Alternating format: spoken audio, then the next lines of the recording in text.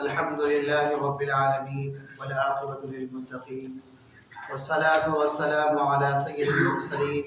وعلى آله وأصحابه أجمعين أما بعد أعوذ بالله من الشيطان الرجيم بسم الله الرحمن الرحيم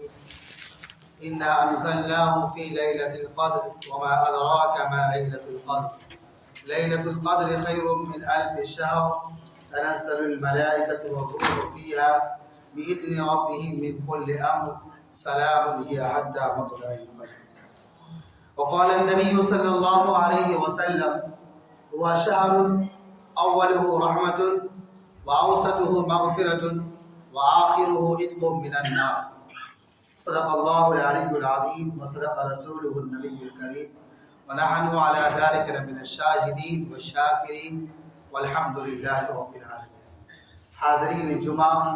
و معزز سامعین کرام و بزرگان اعظام و نوجوان ساتھیوں، اللہ تبارک و تعالیٰ کا لاکھ لاکھ شکر احسان و کرم کہ اللہ نے ہم سب کو ماہ رمضان عطا کیا اور آج جمعے کی نماز کے لیے اپنے پاک گھر میں جمع فرمایا، اور بے پناہ درود و سلام آقا مدنی احمد مصطفیٰ محمد مصطفیٰ صلی اللہ علیہ وسلم اور ان کے مقدس ساتھیوں پر جن کے صدقے دوفیر یہ دین یعنی دین اسلام ہم تک پہنچا۔ مزید اللہ تبارک و تعالیٰ سے دعا خاص کہ اللہ ہم سب کو آج کے اس جمعہ کہی اور سنی ہوئی باتوں پر عمل کی توفیق عطا فرمائے۔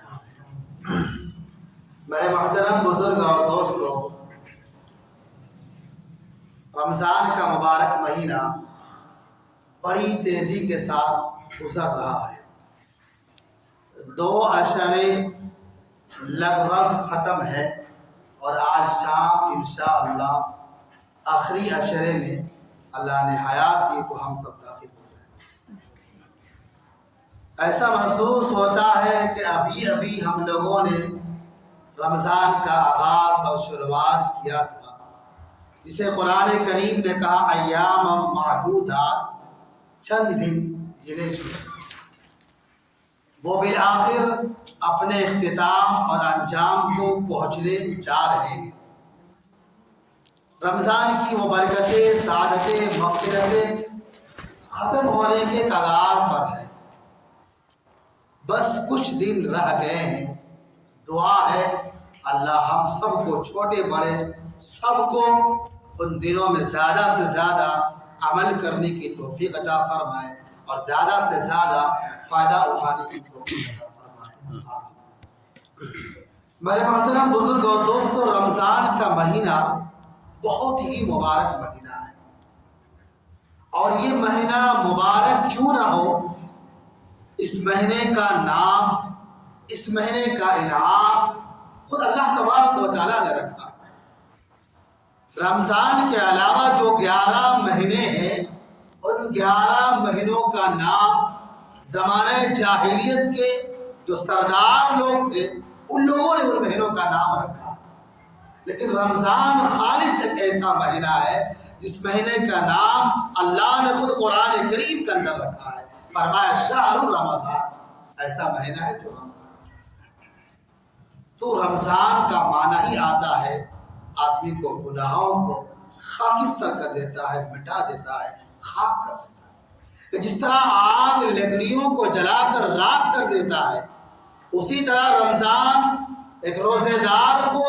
ان کے گناہوں کو، ان کے میل کچیل کو بالکل صاف اور شفاف بنا دیتا ہے۔ لہٰذا باقی دن جو رہ گئے ہیں، اللہ تعالیٰ سے دعا کریں کہ اللہ تعالیٰ ہمارے بھی گناہوں کو دھول کر جو ہے ہمیں اور آپ کو بھی ایک پاک صاف اور ایک اللہ کا محبوب اور مخلص بندہ جو ہے بنا دے۔ تو میرے محترم بزرگ اور دوستو، رمضان کے مہینے میں اللہ تعالیٰ گناہوں کو رمضان کے روزے اور اعمال کی بدولت جو ہے مٹا دیتا ہے، ختم کر دیتا ہے، انسان کو پاک کر دیتا ہے۔ لہذا ہماری اور آپ کی کوشش اور توجہ اس بات پر ہونی چاہیے کہ جو گناہ ہم اور آپ رمضان سے پہلے کیے تھے، ابھی صرف رمضان کے لیے چھوڑ دیے ہیں۔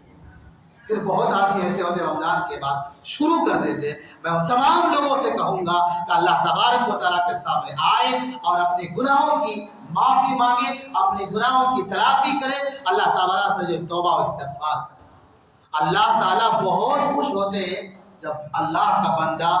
انسان ہونے کے ناطے ان سے گناہوں کا صدور ہو جاتا ہے، اور گناہ ہو جانے کے بعد جب وہ شرمندہ ہوتا ہے، ندامت ہوتا ہے، اللہ سے توبہ کرتا ہے، معافی مانگتا ہے، آئندہ نہ کرنے کا عہد اور وعدہ کرتا ہے، تو اللہ تبارک و تعالیٰ اس سے بہت زیادہ خوش ہوتے ہیں۔ اللہ اتنے خوش ہوتے ہیں، اتنے خوش ہوتے ہیں کہ اللہ کے نبی جناب محمد رسول اللہ صلی اللہ علیہ وسلم نے ایک مثال دے کر امت کو سمجھائی کہ اللہ کیسے خوش ہوتا ہے اور کتنا خوش ہوتا ہے۔ اللہ کے نبی نے فرمایا کہ ایک آدمی لمبا سفر طے کرتا ہے، جنگلات کا راستہ ہوا کرتا تھا پہلے، لمبا سفر طے کرتا ہے، اور سفر کے لیے جو ہے وہ بیچارہ سواری بھی مضبوط لے لیتا ہے، اور جو اخراجات، جو چیزیں کھانے پینے کی ضروریات کی چیزیں ہیں، وہ ساری چیزیں وہ لے لیتا ہے اور سفر کے لیے روانہ ہو جاتا ہے۔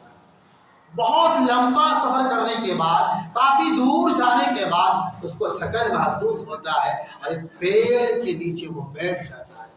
اور اپنے جو جانور جو سواری تھا اسے چھوڑ دیتا ہے چلنے کے لیے۔ اتنے میں اس بندے کے جو ہے آنکھ لگ جاتی ہے، نیند آ جاتی ہے، سو جاتا ہے۔ سو کر جب اٹھتا ہے، بیدار ہوتا ہے، تو کیا دیکھتا ہے کہ میری وہ سواری یہاں ہے ہی نہیں۔ اب وہ بندہ پریشان ہو جاتا ہے، گھبرا جاتا ہے کہ بھائی میرے پاس سواری نہیں ہے جو میں اپنی منزل تک پہنچ جاؤں، اور نہ کوئی ایسی چیز ہے جس سے میں اپنے بھوک اور پیاس کو مٹا سکوں۔ اس کو یقین ہو جاتا ہے کہ میں چند دن، چند لمحے کے بعد مر جاؤں گا، میں بچ ہی نہیں سکتا۔ اس پریشانی کے عالم میں وہ بندہ دوبارہ سو جاتا ہے، آنکھ لگ جاتی ہے، سو جاتا ہے۔ اس کے بعد جب دوبارہ اٹھتا ہے تو سواری ماساد و سامان وہ اپنے آنکھوں سے دیکھتا ہے۔ اتنا خوش ہوتا ہے، اتنا خوش ہوتا ہے کہ خوشی کے عالم میں جو ہے اللہ سے مخاطب ہو کر کہتا ہے، یا اللہ تو میرا بندہ، میں تیرا رب۔ حالانکہ کہنا کیا چاہیے تھا، اللہ تو میرا رب، میں تیرا بندہ۔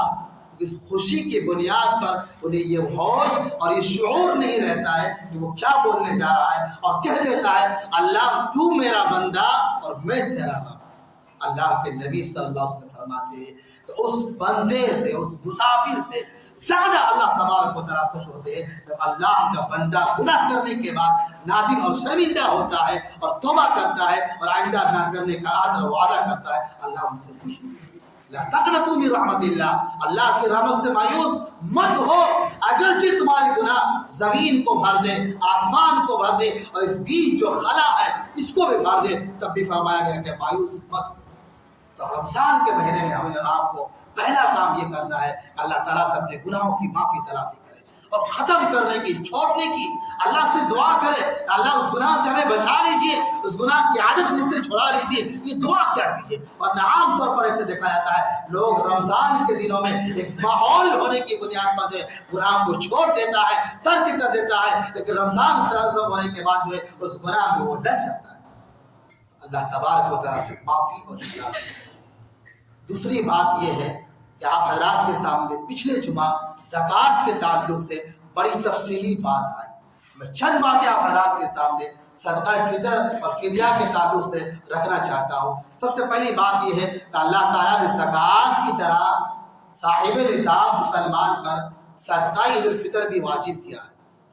اور یہ واجب اس لیے کیا ہے کہ ایک آدمی رمضان کے مہینے میں لاکھ اعمال کرنے کے بعد اس اعمال کے اندر جو کمی اور خالی ہو رہ جاتا ہے، اس کمی کو، اس خالی کو دور کرنے کے لیے اللہ نے ہمارے اوپر جو ہے صدقہ فطر کو واجب کیا ہے، تاکہ اس کمی کو دور کر دے، اس کمی کو جو ہے بھر دے۔ تو بہرحال ہر مسلمان پر، صاحب نصاب پر سال کا گزرنا شرط نہیں ہے، اس پر جو صدقہ عید الفطر جو ہے واجب ہو جاتا ہے،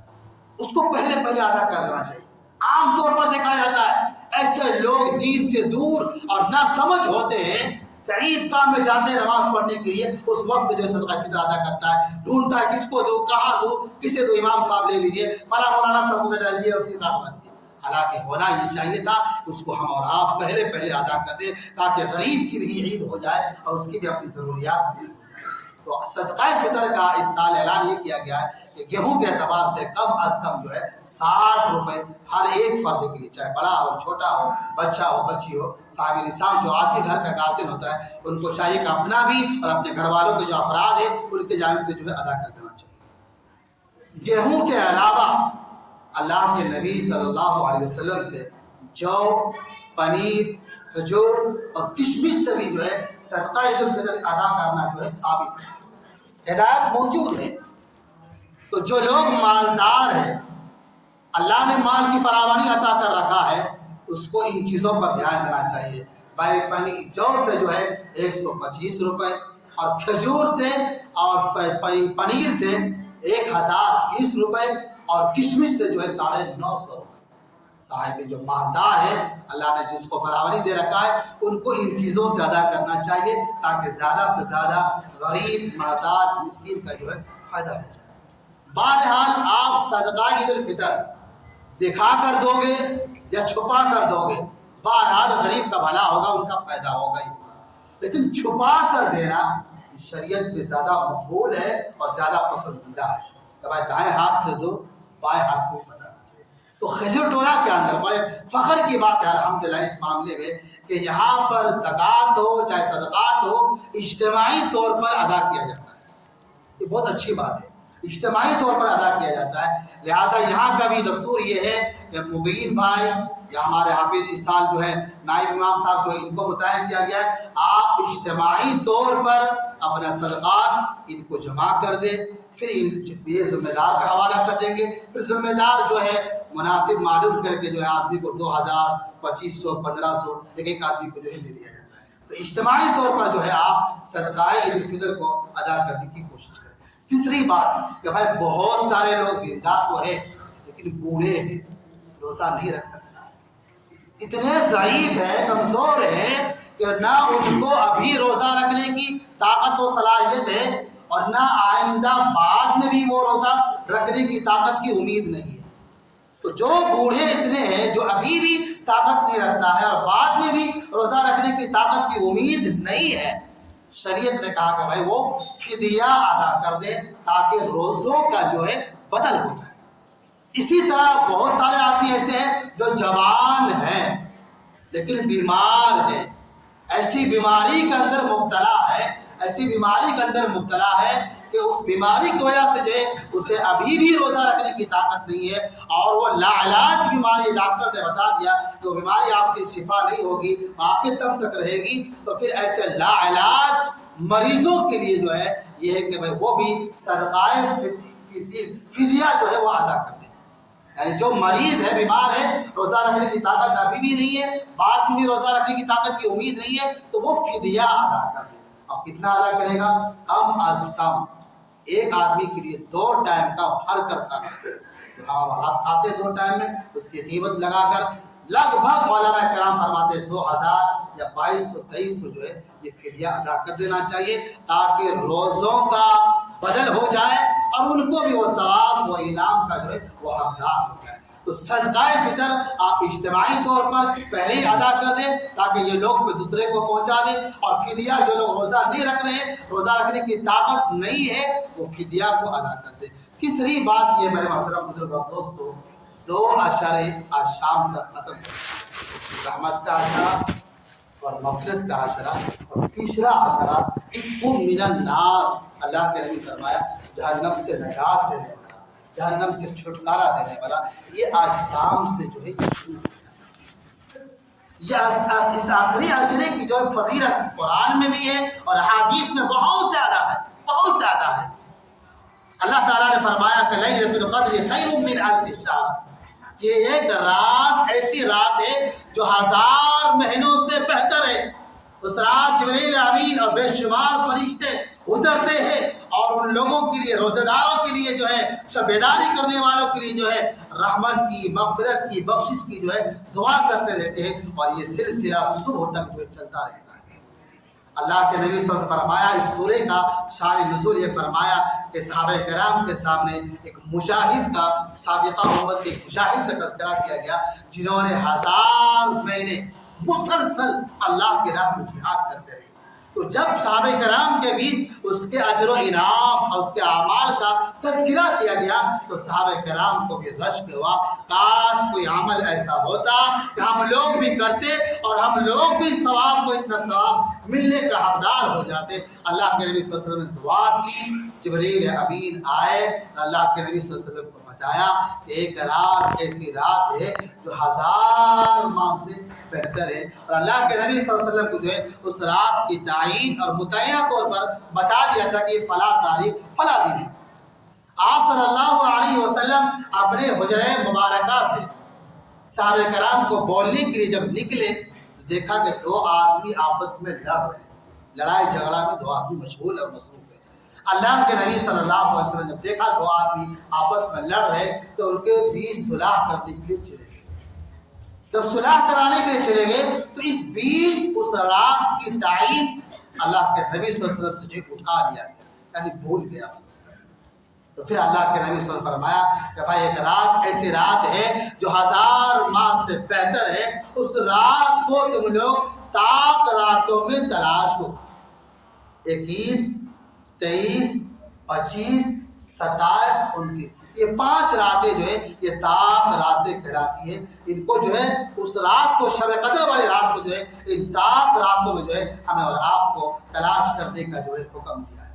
اللہ کے نبی جناب محمد رسول اللہ صلی اللہ علیہ وسلم کے یہ معمول تھا، یہ دستور تھا کہ آپ 20 رمضان جو ابھی پہلے ابتدائی کے ہے، اس 20 رمضان کے مقابلے میں جو آخر کے 10 دن ہیں اس 10 دنوں میں آپ صلی اللہ علیہ وسلم کی عبادتیں، آپ صلی اللہ علیہ وسلم کا ذوق اور شوق جو ہے بہت زیادہ بڑھ جایا کرتا۔ اما عائشہ رضی اللہ تعالیٰ عنہ کہتی ہے اللہ کے نبی صلی اللہ علیہ وسلم ان النبی کان اذا دخل العشر کہ جب اخیر عشرے میں اللہ کے نبی صلی اللہ علیہ وسلم داخل ہو جاتے ہیں احیا لیلہ تو آپ رات کو جاگتے تھے، آپ شب بیداری کرتے تھے، وایقظ اہلہ اور اپنے گھر والوں کو بھی جگاتے تھے، وشد میزرہ اور اپنے کمر کس لیتے تھے، اب کمر بستہ ہو جاتے تھے، کمر کس لیتے تھے۔ تو آپ صلی اللہ علیہ وسلم کا آخر عشرے میں رات کو جاگنا، اپنے گھر والوں کو جگانا اور جو ہے اپنے کمر کو کس لینا، اس بات کی دلیل ہے کہ پہلے 2 عشرے کے مقابلے میں آخر عشرے کی فضیلت جو ہے زیادہ ہے۔ ورنہ آپ صلی اللہ علیہ وسلم عام دنوں میں، عام حالتوں میں راتوں کو زیادہ پوری رات عبادت کرنے سے منع کیا ہے، روکا ہے۔ ایک صحابی کے بارے میں پتا چلا کہ وہ رات کو سوتا نہیں ہے، وہ پوری رات نماز میں گزار دیتا ہے، تلاوت و ذکر اذکار میں گزار دیتا ہے۔ اللہ کے نبی کو پتا چلا تو اسے بلایا اور بلا کر کہا کہ تمہاری آنکھوں کا حق ہے اسے آرام دو، تمہارے جسم کا حق ہے اسے آرام دو۔ لیکن آخر عشرے میں اللہ کے نبی کا یہ معمول تھا، یہ دستور تھا کہ آپ خود رات جاگتے، شب بیداری کرتے، اپنے گھر والوں کو جگاتے، آپ اپنا کمر کس لیتے۔ اور ہمارا آپ کا کیا معمول ہے، گاؤں کے لوگوں کا کیا معمول ہے، کیا دستور ہے کہ ہم شروع میں خوب جذبے دکھاتے، خوب جذبے دکھاتے، ہمارا شوق، ہمارا ذوق شروع کے دنوں میں 2 عشرے میں خوب بڑھ جاتی ہے اور آخر عشرے میں کم ہو جاتی ہے، آخر عشرے میں کم ہو جاتے ہیں۔ ہم اور آپ آخر عشرے کو جس میں فضیلت زیادہ ہے اس کو ہم بازاروں میں، شاپنگ میں، مارکیٹنگ میں گزار دیتے ہیں۔ بازار جا کر دیکھیے، ایسا محسوس ہوگا، ایسا لگے گا کہ سارا مسلمان گاؤں بستی گھر چھوڑ کر بازاروں میں آ چکا ہے۔ اللہ کے نبی صلی اللہ علیہ وسلم کا دستور، اللہ کے نبی کا معمول کیا تھا کہ آخر عشرے میں عبادتیں زیادہ کرتے تھے، اللہ سے قریب زیادہ ہوتے تھے۔ تو میرے محترم بزرگ اور دوستو، اس آخر عشرے میں جو 10 دن رکھ گئے ہیں، ان 10 دنوں میں ہمیں اور آپ کو بھی مستعد ہو جانا چاہیے، ہمیں اور آپ کو بھی تیار ہو جانا چاہیے، ہمیں اور آپ کو اتنا مضبوط ہو جانا چاہیے کہ اللہ کے نبی صلی اللہ علیہ وسلم اور صحابہ کرام رضوان اللہ اجمعین جس طرح سے آخر عشرے کو گزارتے تھے ہم اور آپ بھی ویسے گزاریں گے۔ یعنی ہمارا معمول، ہمارا دستور یہ ہونا چاہیے۔ ابھی تو یہ تھا کہ 10 رمضان 20 رمضان میں یہ تھا کہ تراویح پڑھنے کے بعد، کھانا کھانے کے بعد ہم اور آپ سو جایا کرتے تھے، لیکن آخر اشرے میں ہمارا معمول یہ ہونا چاہیے، ہمارا دستور یہ ہو جانا چاہیے کہ کھانا کھانے کے بعد تھوڑی دیر آرام کرنے کے بعد بستر کو لپیٹ کر رکھ دے اور نماز میں، تلاوت میں، ذکر اذکار میں گزار دے۔ یہ ہمارا اور آپ کا معمول ہونا چاہیے۔ اگر ہم اس آخر اشرے میں سے پہلے اگر روزانہ قرآن پڑھنے کا ہمارا معمول ایک پارہ آدھا پارہ تھا تو اس آخر اشرے میں جو ہے ہمارا تلاوت کا مقدار جو ہے بڑھ جانا چاہیے۔ اگر ہمارے نوافل 10-12 رکعت پڑھنے کا معمول تھا تو رکعات کے تعداد میں بھی جو ہے ہمارا اضافہ اور بڑھ جانا چاہیے۔ اگر ہم اس آخر اشرے سے پہلے ہمارا قیام چھوٹا ہوتا تھا تو لمبا ہو جانا چاہیے، ہمارا سجود چھوٹا ہوتا تھا تو لمبا ہونا چاہیے۔ میرے عزیزو، خلاصہ کلام یہ ہے کہ جو ابھی 20 رمضان ہم اور آپ جس انداز میں، جس طرز میں گزارے ہیں، اس سے زیادہ اور زیادہ اہمیت دینا چاہیے اور زیادہ ہمیں اور آپ کو جو عبادت اور شوق و اضافہ کرنا چاہیے۔ اللہ کے نبی جناب محمد رسول اللہ صلی اللہ علیہ وسلم نے فرمایا کہ اللہ سے قریب ہونے کے لیے، جنت سے قریب ہونے کے لیے اور جہنم سے دور ہونے کے لیے جو اسباب، جو اختیار، جو طاقتیں آپ کے پاس ہے، ان صلاحیتوں کو، ان طاقتوں کو لگا لیجئے، یہی آپ کے لیے بھلا اور نفع ہوگا۔ تو میرے عزیزوں، ان اعمال میں سے ایک اعمال میں کہوں گا تہجد کی نماز کی پابندی۔ آپ سب اس اخیر اشرے میں روزانہ پڑھا کریں۔ اللہ سے قریب ہونے والی سب سے بہترین عمل نماز جو ہے وہ تہجد کی نفل نماز ہے۔ آپ تہجد کی نماز پابندی سے جو ہے اس راتوں میں جو ہے آپ پڑھا کیجیے، اللہ سے مانگیے، روئیے، گڑگڑائیے۔ پتہ نہیں سال بھر کیسے کیسے زندگی گزارتی ہے، رونا کبھی نصیب نہیں ہوا، کم از کم ان راتوں میں تو روئیے۔ ایک عمل یہ کرنا ہے بھائی، تہجد ہماری نہ چھوٹے، تہجد نہ چھوٹے، صلاۃ و تسبیح نہ چھوٹے، قرآن تلاوت، ذکر و اذکار میں پوری رات ہمیں اور آپ کو جو ہے جان دینا چاہیے۔ سال بھر اپنی مرضی سے سوئے، اپنی مرضی سے اٹھے، کم از کم ایک مہینہ اللہ کی مرضی کے مطابق ہمارا اٹھنے والے بن جائیں۔ دوسرا خاص عمل جو اللہ کے نبی صلی اللہ علیہ وسلم اس آخر اشرے میں کیا کرتے تھے، وہ اعتکاف کا عمل ہے۔ ہم سب جانتے ہیں کہ سنت علی الکفایہ ہے، ایک آدمی بھی ادا کر لے گا پوری بستی کی طرف سے ادا ہو جائے گا۔ لیکن یہ عمل اتنا اونچا عمل ہے، اتنا مبارک عمل ہے کہ اللہ کے نبی صلی اللہ علیہ وسلم کبھی اعتکاف ترک نہیں فرمایا، ہمیشہ اعتکاف میں بیٹھا کرتے تھے۔ سوچنے والی بات، ایک بار کسی مجبوری کی بنیاد پر، کام کی بنیاد پر اعتکاف چھوٹ گیا، نہیں بیٹھ پائے،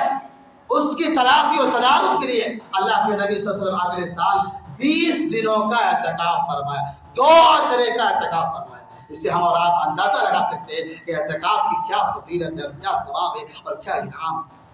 آج لوگ کہتے ہیں کہ بھائی بوڑھے ہیں تو اعتکاف میں بیٹھنا چاہیے، چھوٹے چھوٹے بچے ہیں اسکول میں چھٹیاں چل رہی ہیں تو انہیں بیٹھنا چاہیے، اور جو لوگ کام کاج مشغول مصروف ہیں انہیں بیٹھنا نہیں چاہیے۔